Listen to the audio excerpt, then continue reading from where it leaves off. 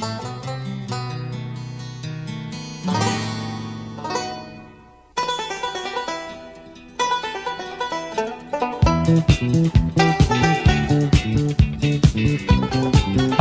and welcome to another episode of the Cover Zero podcast, the show where I cover the least in the best way possible. I'm your host, Jason Wells. Today is Friday, December 5th. Good luck to everyone on their math and animal exams. Should I maybe be studying for those instead of, doing a podcast about football right now? Maybe. Honestly, for the first time in a long, maybe ever, I feel confident about my exams, especially math. Wild, I know. And yeah, I'm wearing Cowboys gear. I am cheering for the Cowboys tonight, but we will get to that in my blind recap. Yeah, this week, a lot of very, very important matchups. That Sunday night football game, Chiefs-Texans, is for both of their playoff lives. We have a lot of good matchups. A lot of, again, Ravens-Steelers, Bills-Bengals, trying to remember, even Chargers-Eagles is getting, again, lots to talk about in this week preview here. And that's kind of what this episode's going to be. We're going to preview these games, a little bit of an NFL weekly update, blind Thursday night football recap, and let's just get into it, because that Thursday night football game does start in like an hour. So let's just get into it here with the NFL weekly update. Ravens tight end Mark Andrews signs a 3-year, $39.3 million extension, $26 million of that guaranteed. Why? Not to be rude to Mark Andrews, he's essentially just extending what his current deal is, which, again, isn't bad tight end money, but Mark Andrews is not the Mark Andrews that he used to be. He's still a damn good player. Damn good player might be a little too strong, but he is just an aging tight end at this point who, yeah, you're going to owe him that amount of money. It's again, it's still around his $14 million. It's a little less than that. It's around 13 actually, but I don't know. I kind of get it. I kind of don't. This means that obviously Isaiah Likely will be a free agent. They will not extend him, which I think Likely is just the better, cheaper option. Mark Andrews, I don't, other than vet leadership, and again, I don't know how much that accounts to in a locker room. I just don't think it's a great move. I just think Mark Andrews is well past his prime. And he hasn't shown up in big moments for this team. I know that, again, that's just from an outside view. I'm sure on the inside of the locker room, they all love him. He's their guy. But outside view, he has not shown up. He's been a very good player, will be probably a future Hall of Very Good member, but yeah, I don't know. Feels like a move that I don't really understand from them, but regardless, we'll keep going here. Darius Slay asks for his release from the Steelers after being a healthy scratch when they activated Asante Samuel Jr., and the Steelers are like, sure, we can do that. And Darius Slay must have had some kind of deal worked up with the Eagles where he'd go back to them because the Eagles tried to claim him on waivers. And I said tried because the Bills actually claimed him on waivers, one spot ahead of the Eagles, and now Darius Slay is contemplating retirement. He wanted to play for the Eagles. It's pretty cut and dry. He wanted that release. The Eagles definitely wanted him back. I think that they're not missing him because that secondary is still pretty good, but Darius Slay is good, knows that system, the ins and outs, all that stuff. But the Bills, they wanted him too, and they had priority. And now Darius Slay might be like, oh, I'm not going to play football this year then, which is just very, very funny to take that stance.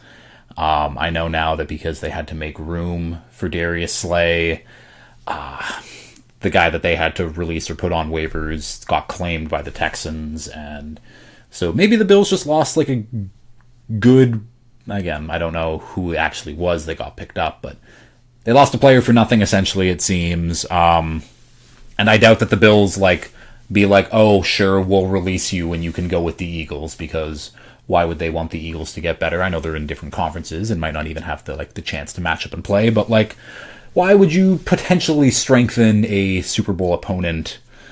Makes sense to me. Another veteran that was cut, and this guy was actually cut. Wait, no.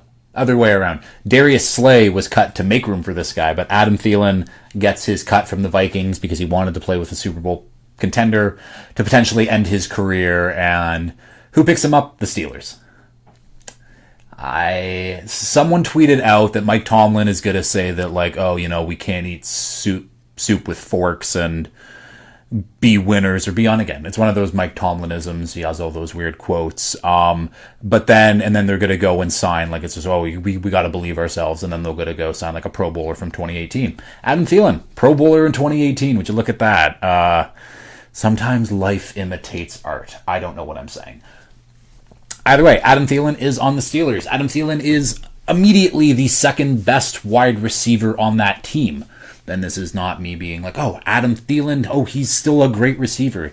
He's okay, but that's just how bad that the Steelers wide receiver room really is. Like, he is an immediate upgrade. I think that he will be able to understand, and if he can get a rhythm with Rodgers, but Rodgers is even hurt right now, so who knows? This is a meaningless move for the Steelers that all it does is just boost their average age on the roster by quite a bit. Well, I guess they got rid of Darius Slay, who was old, but Adam Thielen's older than him, so it did boost the... Regardless. Sucks for Adam Thielen that he has to play in Pittsburgh instead of with maybe an actual contender, but I don't know what actual contenders would want him. So, we'll keep going here. Oh, I didn't even talk about the Viking side of this thing. And yeah, maybe I am spending a little too much time on Adam Thielen, but all of you young teenagers out there, Adam Thielen, very, very good player back in the day. You might be too young to remember, but he had some all-pro seasons. He was fantastic when he was early on the Vikings, and he deserves to get talked about. But Kwesi Adolfo-Mensah, the Vikings GM, traded a 2027 4th-round pick, a 2026 5th-round pick for Adam Thielen, a 27 5th, and like a 26 7th. They gave up far, far too much for Adam Thielen for him to catch 8 passes for them. They were panicking at the start of the season. Justin Jefferson was banged up. Jordan Addison had his suspension, and Kwesi just lit 2 draft picks on fire for a guy who just didn't play for them for sentimental reasons, basically.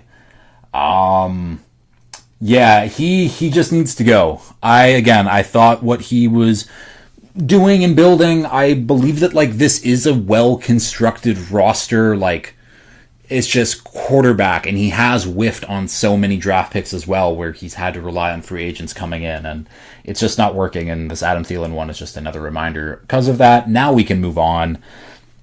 Talk about a little bit of the Thanksgiving games from last week and their viewership. The Lions and Packers became the most viewed game in NFL history, surpassing the mark by 5 million views. And then the Chiefs and Cowboys played. And then that smashed what the Lions and Cowboys did. So the Lions and Packers, did 47 million viewers. Chiefs Cowboys 57 million. That's a record. Each game that day broke. So Chiefs Cowboys has the overall most viewed regular season game. The early game was like the most viewed, like, early afternoon Thanksgiving game. The Bengals Ravens game was the most viewed night Thanksgiving game. So viewership, the NFL is in a very good spot viewership wise, all those things, but just thought it'd be cool to note that, this Lions-Packers game was like the most viewed game, regular season game in NFL history for about like 10 minutes. So I think that's pretty fun. The Cleveland Browns have activated the nasty man off the PUP list. I don't know why.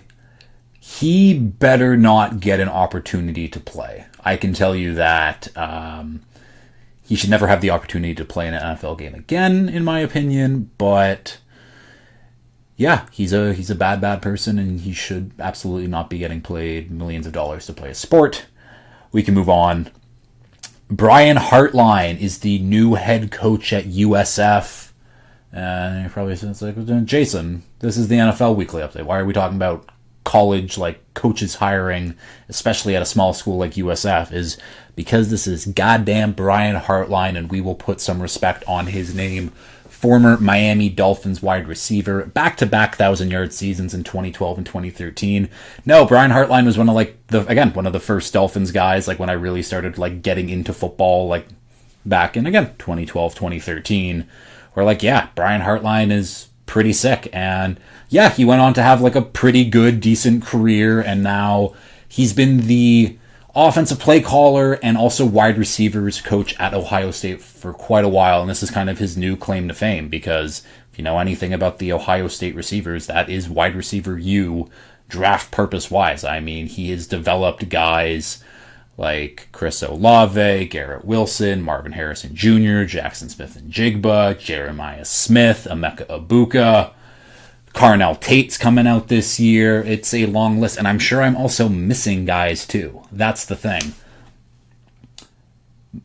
Michael Thomas was probably there when he was like, that's the thing. Like, I could go back to like way older Ohio State teams too, but those ones off the top of my head, those are obviously the big names, and Brian Hartline has played a huge part. Now he's the head coach at USF. We'll see how his recruiting goes and stuff like that, but shout out to Brian Hartline going back to Florida. And then finally here, Russell Wilson is joining CBS as a guest analyst week. The Giants are on bye. So Russ gets to, go out there and show us what he got. And I mean, this has been something that has been coming for quite a while. Russ has been media trained, honestly, like no other. But at the end of the day, Russ is a cornball. Russ is good for TV in that cornball sense. I just hope that he isn't full cornball, and when they break down games and the X's and O's and stuff like that, where like he is on it, he is on top of it. Because that's what I like when I watch these guys, like especially these former pros, is them breaking down what they're actually doing on the field, not just talking for the sake of talking. And I hope that we see that, Russ. Because I really liked Russell Wilson basically up until he went to the Broncos and became bad. And it's not even like, oh, he was bad at football, but Russ became a huge cornball once he went to Denver. Maybe it started a little bit later, or with his late years, the Seahawks, because obviously there was that concussion water thing, but I like Russ. I would like for Russ to be on my TV and be very good at what he does, and I think he can be a very good analyst, and I guess we'll see on the weekend. But that's the NFL Weekly Update. Let's get into this blind Thursday Night Football recap here. Cowboys at Lions. Supposed to be a high-scoring game. It did not hit the over, but it was still a high-scoring game in this one, obviously. This Cowboys offense. I'm wearing a Cowboys sweater, and you might be, why do you even have that? Because the Cowboys are the Cowboys. And blech. This is true, but where I worked this past summer, some guy was like, oh, are you guys NFL fans? Here. My father-in-law wants none of this. And I ended up with a bunch of random NFL stuff, and that's how that worked. Back to this game, though, that I have watched already. Duh. Cowboys offense, really good. George Pickens, CeeDee Lamb, catching the ball everywhere. Dak is throwing it all over the place. Said he was going to throw for 1,000,000 yards like he did last time, and he absolutely did. Pickens with over 100 yards in this one. CeeDee with over 80. Both had touchdowns. Jake Ferguson getting involved. This offense was rolling. Lions offense on the other side, still good. It was the Jahmyr Gibbs, David Montgomery show, Sonic and Knuckles. They were doing their thing. Amon-Ra was healthy, was playing. More of a decoy out there than anything. Isaac Tesla gets another TD in this one as well. But at the end of the day, this new and improved Cowboys defense was just good enough to get this win while the slumping Lions are continuing to slump. Final score in this one, Cowboys 27, Lions 24. That is your blind Thursday Night Football recap. Let's get into the rest of the games now. Starting off with these early afternoon games, Steelers at Ravens. Ravens minus 5.5. Total set of 42.5. These are just two teams. Again, this is for the number one seed in the AFC North Division, and usually that means something. This matchup, absolutely not. We have the slumping Ravens with a Lamar Jackson who doesn't look like any type of Lamar Jackson we've seen since he's been in the league. And I know he's hurt, but without Lamar being dynamic, it's tough. And the Steelers' defense isn't great, but they got a bunch of old dudes who were really, really good at one point in their career. So yeah, they'll give them a hard matchup. Derrick Henry, another old dude in this one. This is like the unk-off between the Ravens and the Steelers, I guess. I don't know what I'm saying. DeAndre Hopkins, another unk in this one. This should be a game I'm excited for. And I'm just not. The Ravens should win this one. I think that they're better coached. They have more of like a morale boost on their side, I guess, a little bit. I don't know who's playing for the Steelers, and maybe that should be my deciding factor, but who even cares? Aaron Rodgers isn't any good anyways. Yeah, I think the Steelers' offense is just flat out like very bad. I think the Ravens' defense is good enough. I think the Ravens' offense is still good enough to score. I would go in the under in this one. I'm taking the Ravens, but we can keep going though. Seahawks at Falcons. Seahawks -7. Total set of 44.5. A game where the Seahawks should absolutely wipe the floor with the Falcons. Drake London should be back in this one anyway, so maybe Kirk airs it out a little bit better now that he has a legitimate number one target back for him. But again, the Seahawks are the much better team, much better coach, much better defense, much better quarterback. As weird as that is to say that Sam Darnold is like a much better quarterback than Kirk Cousins. I mean, saying that like 2 years ago would have been like, what the fuck are you talking about? But yeah, the Seahawks are just flat out better. I don't know how. The Falcons would need like a big offensive game. It would need to get Bijan, get Drake London, have this passing attack get going, but I just don't think that they have the dudes in general to do it. I'm interested to see how the Falcons defense holds up against the Seahawks offense. Again, this Falcons defense has been up and down, but it does have some young, promising pieces on it. But at the end of the day, do I think it really matters? No, the Seahawks are just better. But the Falcons have been weird, and the Falcons can play spoiler like a lot of teams can do this year. So we'll keep going. Titans at Browns. Browns -4. Total set at 34.5, and that makes sense. This might be the game where Myles Garrett gets the sack record. I think he needs 3.5 to tie. That seems very doable. He's going against J.C. Latham or Dan Moore Jr. Both those dudes stink, especially Latham, which is unfortunate for the Titans, who spent a early first-round pick on him a couple years ago. But, yeah, like I think the Browns win this one handily. Again, I like the coaching staff better on the Browns. I like the quarterback. Sorry, I like the defense better on the Browns. The quarterback, who really cares? They're both offenses suck, but like this will come down to special teams. This could be a Chimere DK game where things get open and explosive that way, but whoever plays the best special teams, whoever plays the best defense, which just will inherently be the Browns in general, wins this game. The Browns should win this one very, very easily. I don't think I have to say much more. We are getting to this point in the year where a lot of matchups are like pretty self-explanatory. Like I do feel very confident in the Browns are going to win this one. I do a confidence pool with my dad, and if you don't know what that is, it's just every week I pick the winner of each matchup and then how confident I am. So 16 points to the highest, 1 to the least confident. Obviously bye weeks and stuff, doesn't matter.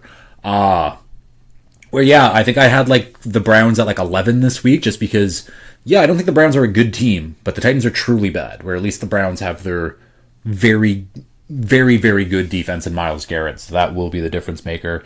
Next game up here, Dolphins at Jets. Dolphins -3, total set at 41.5. The Jets' Gotham uniforms couldn't save them. No Batman coming to the rescue here. I'm making this sound like, oh, the Dolphins wiped the floor with them. Absolutely not, because the Dolphins are just not a very good team. Run the damn football, Mike McDaniel. Take the ball out of Tua's hands. Only do a few things. We should be running the ball with Devon Achane a lot, and when he gets tired, put in Ollie Gordon, put in Jalen Wright, but this should be the Devon Achane show, and I hope it is. I hope that we do get to see what he's fully capable of, because at the end of the day, this Jets team is just remarkably untalented. I like a lot of their people, but again, 2 young tackles with Olu Fashanu and Armin Membu aren't scoring points or aren't stopping anybody. Like, they can only do their roles where the quarterbacks, the running backs. I like Breece Hall, obviously. I like A.D. Mitchell. I do like Tyrod, but it's still not a very talented offense. It's not a very talented defense. The Dolphins should win this one easy, but the Dolphins don't ever do things that they're supposed to do. I don't know. That seems pretty self-explanatory here. Like, at the end of the day, like, if we're going with, like, dudes and... Could the Dolphins win a dude off versus the Jets? Like, truly, and let's try to take my bias out of here. So, I said 2 dudes on, and I'll include Breece Hall, so 3 dudes for the Jets, with Breece Hall, Armin Membu, Ola Fashanu. The Dolphins: Devon Achane, Jalen Waddle, Jordan Brooks, he's having a fantastic season, Minkah Fitzpatrick. I would like to give Aaron Brewer or Patrick Paul a nod. So maybe it's closer than I think, but at the end of the day, I just do think that we are more talented across the board, and I feel like now I'm going in circles, so we can move on to another game that's slightly less boring. Saints at Buccaneers. Bucks -8.5, total set of 41.5. I might lie, this game is not more exciting than the last one because the Buccaneers should win by a lot. Mike Evans might be back in this one too. Only needs to average around 200 yards a game to get his 1,000-yard mark. I am going to be interested to see how much Baker tries to force feed him though to like maybe get him close to it, which would be cool. Yeah, this does feel like a game where if Mike Evans plays and he's healthy, like it is like a shoulder injury. Like I feel like he broke his clavicle. So, again, as someone who's never broken their clavicle, I'm assuming that after, like, you're healthy and you're good to go and you're rehabbed and, like, you feel good, that everything's kind of normal. Like, it's not like his legs got broken and he needs to, like, get that back into shape because that's a little more weird, but I guess catching might be a little harder. Regardless, if Mike Evans plays, maybe Mike Evans is going to have a bunch of yards in this one. Maybe look out for that. I would at least bet him for a touchdown. I feel like that feels pretty good. But... yeah, the Saints are bad. I saw someone tweet out, it was like a Tyler Shuck like highlight clip, and it was like 9 plays from like 5 different games. Tyler Shuck is just very fine, but again, you don't draft a fine super senior quarterback with a top 40 pick to just like be okay, be exactly what, I mean, I thought he would be, which would be a potential backup quarterback and a decent backup quarterback in this league. But yeah, the Saints inspire absolutely no confidence, and why should they? Well, the Bucks are, I talked about them, they just need to get healthy. They're finally getting a little bit healthier, at least on offense anyways. Next game here, this is an important matchup. Colts at Jags. Colts -1.5. Total set at 47.5. This is going to be a good game. This should be a good game anyways, because this is for the top seed in this division. This is to get the tiebreaker. This is, again, a very important game for playoff purposes. And we'll see. No Sauce Gardner for the Colts. At least that's what I'm assuming, because they said he was week to week, but... stuff like that, you never really know. Sauce Gardner is doubtful, so that answers that. Regardless, the Colts still have good players on this defense. Latu's having a great season. Fortunately, also DeForest Buckner is hurt, but they have Charvarius Ward, Grover Stewart. Like, they got dudes to, again, and I still believe in Lou Anarumo, their defensive coordinator. I think he's been doing a good job. But since Jacoby Myers has become a Jaguar, since they've traded for him, this is kind of what I think Liam Cohen was missing from this offense. I think he wanted Travis Hunter to be that guy, and I think Travis Hunter can be that guy of doing these intermediate routes, crossing in, like that type of stuff, and just let BTJ fly. And we haven't had the opportunity to really see BTJ let it rip since he came back from his injury. It might be this game, I don't know. But Jacoby Myers has kind of unlocked a new step in this Liam Cohen offense, and we'll see if that can continue getting going. We'll see how Daniel Jones, again, operates on a broken leg yet again. I know what I will be doing is taking the under for his rushing yards like I did last week, because, again, he has a broken leg. He got something 3D printed on his leg to, like, I don't know, make it more secure, I guess. Sure. I guess a bit of an anecdote here. I'm in my college's fantasy football league right now, and right now I am one spot out of the playoff spot. And we have Kale, who's on the Woodsman A team, first year. good for him in general, like that, I guess, whatever. Where essentially I need Kale to beat Greenfield so I get into the playoff. I obviously need to win my matchup as well, but if Kale beats Evan and I win, I'm in the playoffs, I assume, unless there's weird tiebreakers. I guess leave that up to Will. And he has Lamar Jackson, and right now Daniel Jones is starting over Lamar Jackson. And I messaged him to be like, hey, like, maybe start Lamar. But Lamar's been bad. And he's right, Lamar has been bad. But it's wild to say that Daniel Jones with a broken leg is more viable than two-time MVP Lamar Jackson. That is a crazy thought, but that's the fantasy football world. That is like a week-to-week thing where, yeah, Lamar, you've been doing shit all for me in fantasy. Where Daniel Jones has been, yeah, good, consistent, but he has a broken leg. And a broken leg Daniel Jones is a better fantasy option right now at quarterback than Lamar Jackson, two-time MVP. Wild to say. It is what it is. Jonathan Taylor usually has big games against the Jags. I think he averages like 117 yards a game over his career against the Jags. So Jonathan Taylor, we need to see that offensive player of the year. He's kind of had a relatively quiet last few weeks compared to like him getting 3 touchdowns a game like he was earlier. That needs to happen. Again, very, very important game. We'll see what version of Trevor Lawrence we get. If it'll be the high highs or the low lows, but it'll be somewhere in the middle where it's up and down, and that's what we get. So, but again, should be a very good matchup here. Next game up, Commanders at Vikings. Vikings minus 1.5. Total set of 42.5. So I have some bad news, Vikings fans. The good news is J.J. McCarthy is back from his concussion. He will be playing this week. But the bad news is that J.J. McCarthy is back from his concussion and will be playing this week. Luckily for him, he's playing the Commanders' defense, who is very, very bad. They've been playing a little bit better as a unit just because Dan Quinn is now the one calling the plays. I still don't think it's a great defense in general, but I don't know. J.J. McCarthy, maybe you can do something. Probably not, but like maybe Justin Jefferson is very, very mad at you and wants the ball. Throw him the ball, maybe. It should be easier to just, again, if I was as talented as J.J. McCarthy, at the end of the day, it's just throw to Justin Jefferson more than you should.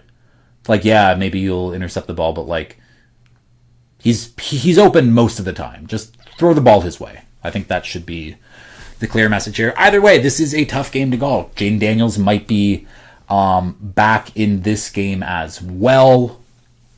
If he plays, I kind of like the Commanders a little bit because this Commanders offense hasn't played fully healthy. And now like Austin Eckler's out for the season, but like whatever. I'm not really counting Austin Eckler. Sorry, Austin Eckler. But Jaden Daniels and Terry McLaurin, I don't think have played a game together, or at least like a full game together. And if Daniels starts, they will play. That connection we might actually finally get to see week 14 into the season. And the run game has been solid. Their offensive line has been very good. And yeah, like the Vikings defense, Brian Flores with the crazy blitzes, they'll be able to like stop them a little bit. Again, Laramie Tunsil is Laramie Tunsil. He's been a fantastic player. Josh Connerly's having a great rookie season over there at right tackle as well. It's a good Commanders offensive line, and I don't think it gets enough credit as they should as a unit, where if Jaden Daniels is back, if the run game, who, again, it's kind of running back by committee, whoever has the hot hand gets kind of the ball for that day, but if Terry's back, Zach Ertz is like still rolling, I just feel like the Commanders have more things to play for right now, where I just feel like the Vikings are just so defeated in that locker room already.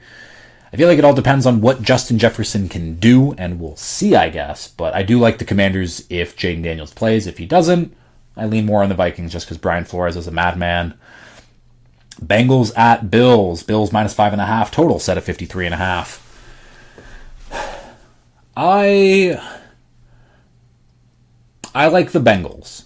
And I saw something before sitting down and doing this where like, oh, the Bengals or the Bills have one of the best like pass defenses in football. And I'm just sitting here and I'm like, no, they don't. And I don't care what numbers say. The Bills do not have one of the best pass defenses in football. I know the pass defense accounts for a lot of other things and doesn't account for some things, but like The Bills' defense is not good, and you can't tell me that their pass defense is like top 5, top 10, whatever the hell that stat was, because their defense in general is just not good. And I don't care if they do one thing like particularly well, it's not a good unit at the end of the day. Joe Burrow shook the rust off last week, and yeah, I think that Jamar Chase is going to absolutely have a game. I think that T. Higgins, if he is healthy, and I am looking that up at the moment, but if T. Higgins is healthy, he was full practice. Yeah, Jamar Chase, T. Higgins are going to cook them. The Bengals' offensive line has been honestly like doing pretty good. The run game has been much better. Chase Brown has looked like he kind of did at the end of last season. Like he's, again, a viable, good running back in this league. Canadian. Shout out. Yeah, I think the Bengals are going to win this one. And yeah, the Bengals defense sucks, and it does. And again, Josh Allen is Superman, and James Cook is having a phenomenal year, and they could probably just run all over them. But I think that Deion Dawkins is still out, and that's pretty big. The offense is just not great in general. I think my one lean on the Bills side anyways is tight ends the tight end one who has gone against the Bengals every week this year would have the 8th most receiving yards in the league. So I don't know if Dalton Kincaid's going to be back healthy, but if he is, bet his overs. And if it's not, bet on Dawson Knox, bet on Jackson Hawes or whoever their third tight end is. But yeah, I have a weird feeling about the Bengals, and I think that the Bengals are going to win this one and ruin a lot of Bills fans' playoff hopes, honestly, which is, again, crazy to even say, but here we are. Broncos at Raiders, Broncos minus 7.5, total set at 40.5. Yeah, the Broncos are way better than the Raiders. Pretty cut and dry, pretty self-explanatory. I don't think I really need to sit here and say much else. The Broncos have a really, really, really good defense. The Raiders have a really bad offense and a really, really, really bad offensive line. So, transitive properties, the Broncos are going to kick the shit out of them. But the Broncos have the Bo Nix factor. We'll see how that plays out. But again, the Broncos should win this one by quite a bit. And go Brock Bowers, get a lot of points in fantasy. That's all I care about. Bears at Packers. Packers minus 6.5. Total set at 44.5. The number 1 seed in the NFC, Chicago Bears, are 6.5 point dogs to the Packers.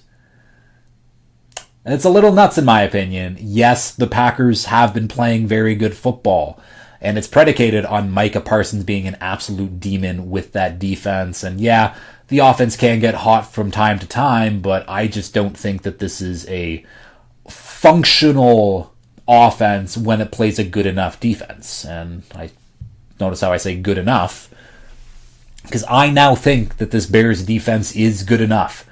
Now that Jalen Johnson's back, now that Kyler Gordon's back, I totally forgot they had C.J. Gardner-Johnson, by the way. Nahshon Wright is having an potentially all-pro season, it seems. Kevin Byard might have an all-pro season as well. This secondary is really, really good. Again, I do not discount how good, when you look at, the Bears are really bad against wide receivers in fantasy. I'm going to start Romeo Doubs, or I'm going to start Jaden Reed might be back. I have no idea if he is, or whoever the Packers decide to start a wide receiver. Dontavian Wicks, whatever. The Bears are much better than they are now. I can say that almost without a fact. The Bears secondary is very good. I think this Packers offense will struggle. Again, it all relies on how much Josh Jacobs, how much heavy lifting he can do on the ground for them. And I don't know. The Bears offense has been very impressive to me. I'm going to be very interested to see how Caleb Williams can navigate the pocket with guys like Micah Parsons and Devontae Wyatt and Rashawn Gary coming after him.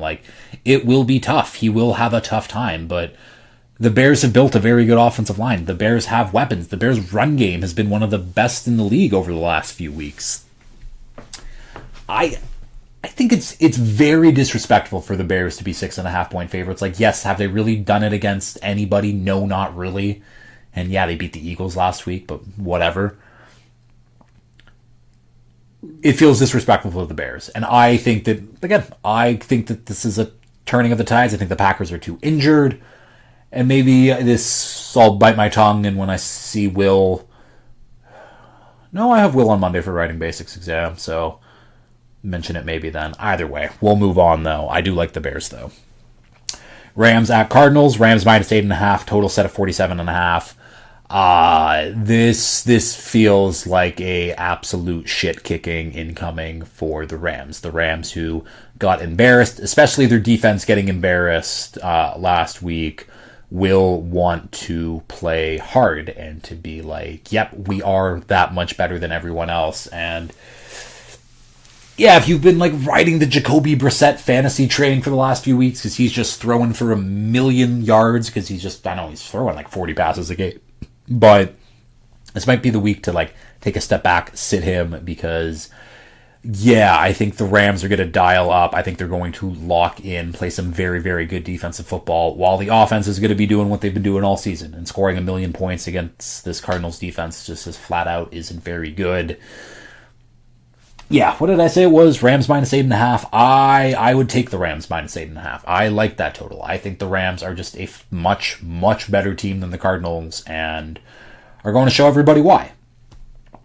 And finally, we get to the Sunday night game. There's still a Monday night game, but we're finally at the Sunday night game. Texans at Chiefs. Chiefs minus 3.5. Total set of 41.5.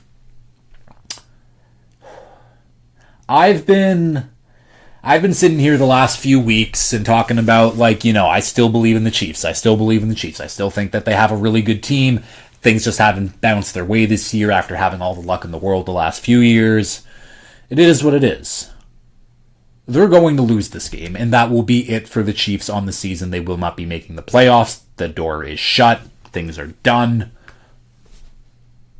And it's going to be a wasted year for Patrick Mahomes and the Chiefs, where this team should have absolutely been in contention, and we can point fingers all we want when the Chiefs do miss the playoffs, and I think that they will, because I think that the Texans are going to win this game. This Texans defense has been phenomenal. Will Anderson, Danielle Hunter, Derek Stingley, Azeez Al-Shire, Caden Bullock, Kamari Lassiter. It's a long list of people. A very, very long list of people that are so good on this Texans defense. And, well, yeah, the Chiefs can kind of match up with them, like, just a little bit, but rookie left tackle Josh Simmons is out for the year. That's going to be tough for whoever that backup left tackle is. Juwan Taylor is also hurt and might miss this game. Trey Smith is also hurt and might miss this game. And now this, one of the best pass rushes in the league, is facing a inferior offensive line in front of them. And while this Texans offense has been getting better, CJ Stroud is now back. The offensive line, which was disastrous, one of the worst offensive lines to start the year, is progressing, is slowly getting better. Second-round pick Arion Arcery has really stepped up at left tackle. Even Ed Ingram is playing better along the interior. Trent Brown, for God's sakes, is still kicking around and playing good football. Good for Trent Brown. Mental note, add Trent Brown to the damn, that old dude's still playing some good ball award, because damn, that old dude is still playing some good ball.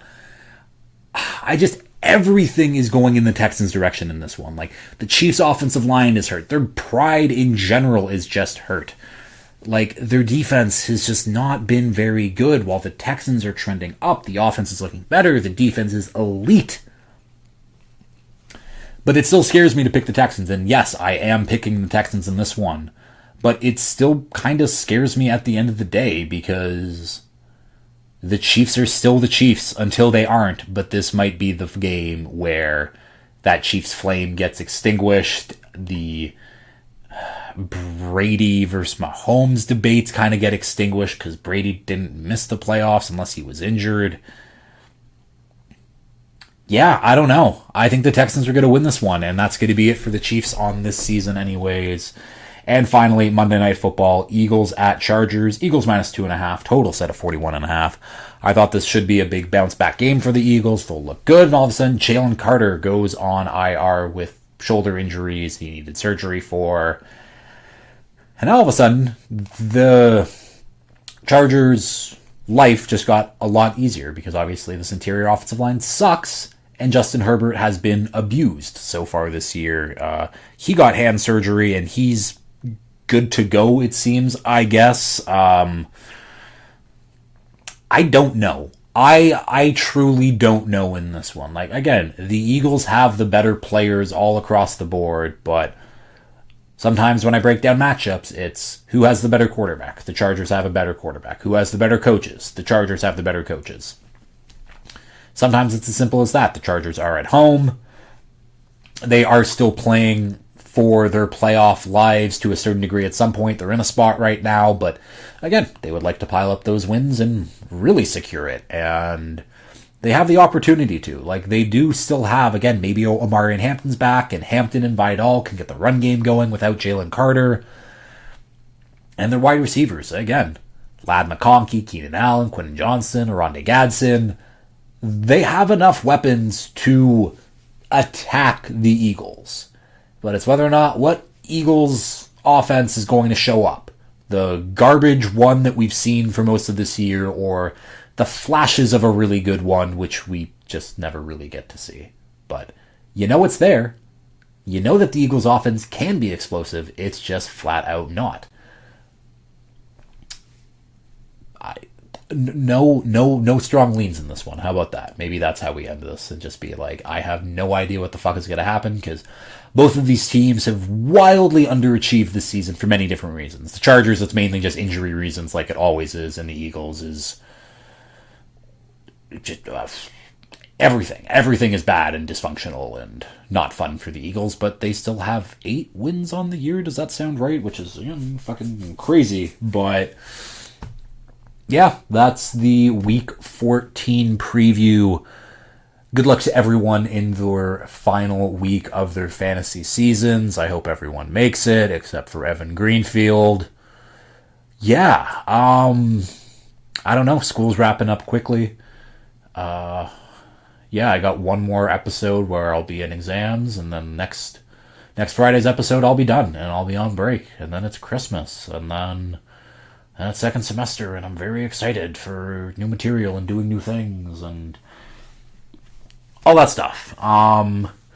Yeah, I guess I should end it here because the game does start in half an hour and I have to post the blind recap and yada yada yada. But yeah, thanks everyone for listening. I don't know, Jason, you're gonna do great on your math exam. This is just for me because I know that I'll be listening to myself while I do my math exam. I know that probably sounds weird, but regardless, I will end it here. If you have liked this, please like, share, retweet, subscribe, follow, tell your friends, all that fun stuff. And until next time, peace.